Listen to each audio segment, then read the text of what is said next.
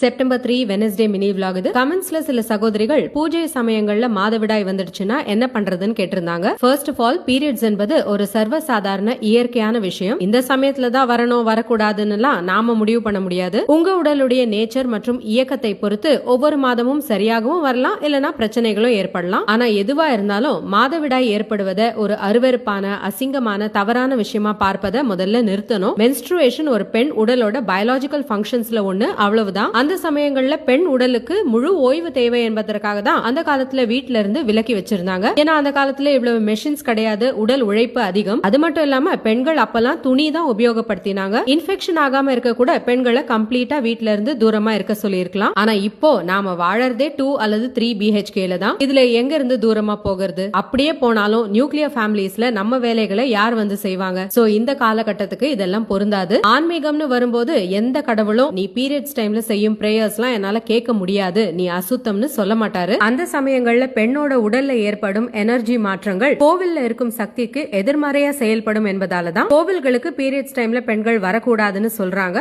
இதுதான் என்னோட புரிதல். அந்த காலத்துல கோவில்கள் காடுகளுக்கு நடுவுல இருந்ததால பெண்கள் பீரியட்ஸ் டைம்ல கஷ்டப்பட்டு வர வேண்டாம் என்பதற்காக கூட சொல்லி இருக்கலாம்னு இன்னொரு கருத்தும் இருக்கு. பூஜை என்பதே மனசு சம்பந்தப்பட்ட ஒரு விஷயம். பக்தியில திளைக்க உங்க உடல் என்னைக்குமே ஒரு தடையா இருக்கவே கூடாது. மாதவிடாய் நாட்கள்ல பூஜை பண்றது பண்ணாததெல்லாம் அவங்களோட பர்சனல் சாய்ஸ் தான். இதுல நான் சொல்றதுக்கு ஒண்ணுமே இல்ல. மார்க்கெட்ல கிடைக்கும் நிறைய பிரபலமான சானிட்டரி நாப்கின் பிராண்ட்ஸ்ல VOC, அதாவது வாலடைல் ஆர்கானிக் காம்பவுண்ட்ஸ் இருக்கு. ஒவ்வொரு மாதமும் ரெகுலரா இதுக்கு எக்ஸ்போஸ் ஆகும்போது நிறைய கேன்சர்ஸ், வெஜைனல் ட்ரைனஸ், ரீப்ரொடக்டிவ் பிரச்சனைகள் ஏற்படும் வாய்ப்புகள் உள்ளதா ஆய்வுகள்ல தெரிய வந்திருக்கு. இந்த பேட்ஸ் 90% பிளாஸ்டிக். சோ அது டீகம்போஸ் ஆக 500 இருந்து 800 ஆண்டுகள் ஆகும். ஹெல்த் அண்ட் என்வாயன்மெண்ட் ரெண்டுத்தையும் பாதுகாக்க நீங்க ஒரு ஆர்கானிக் சானிட்டரி நாப்கின் தேடிட்டு இருக்கீங்கன்னா அதுக்கு மாம் ஆனையான் பேட்ஸ் தான் பெஸ்ட் சாய்ஸ். உங்க ஃப்ளோக்கு தகுந்த மாதிரி XL அல்லது XXL பேட்ஸ் நீங்க வாங்கிக்கலாம். இதுல VOC அறவே கிடையாது. ஈகோ ஃப்ரெண்ட்லி பயோடிகிரேடபிள் பேட்ஸ் இவை. ஆனையான் ஸ்ட்ரிப் இருப்பதால துர்நாற்றத்தை போக்கும், கெட்ட பாக்டீரியாவை அழிக்கும். இன்ஃப்ராரெட் ரே மாதவிடாய் வலிகளை குறைச்சு ரத்த ஓட்டத்தை சீராக்கும். ஹார்மோனல் இம்பேலன்ஸ் ஏற்படாது. இதோட பேக்கிங் சுலபமா மக்கிடும். இயற்கை பசை தான் இதுல யூஸ் பண்ணிருக்காங்க.